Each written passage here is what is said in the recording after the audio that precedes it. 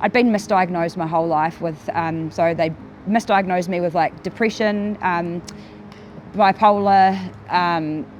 Just found out the other week that on my notes, borderline personality disorder. But then when I saw the psych, he's like, you've got PTSD. So I'd been put on all these medications to try fix my depression and stuff, but they would actually make me worse. And so that's when I'd end up in these real low depression holes.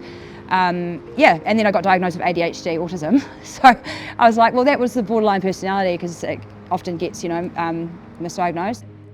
When I got clean, when I went to rehab, I was 19, and started to do a lot of work in rehab. It just started getting me like reflecting a lot on my life, and and they said to me, when you go to rehab, the like success rate of someone to stay clean or to make it through life pretty much is 3%. And I was like, right, that's my goal.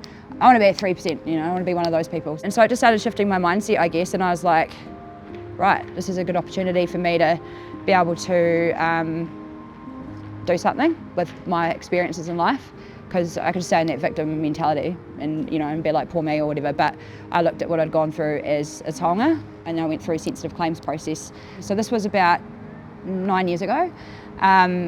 And finally got my diagnosis, got my sensitive claim, and then went in real deep with therapy. So for about 7 years, I was seeing my counsellor, Rianda. She's just incredible.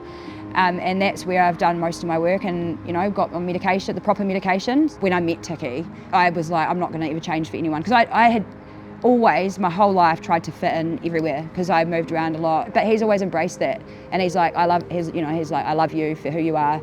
So having that safe space, having that person who sees you as you are, not as like the symptoms of your trauma, but also, just amazing dad. He's just that's what gives me hope with our kids. Being happy together is just as important for me, or for our whānau, as being sad together as well, and feeling the emotions.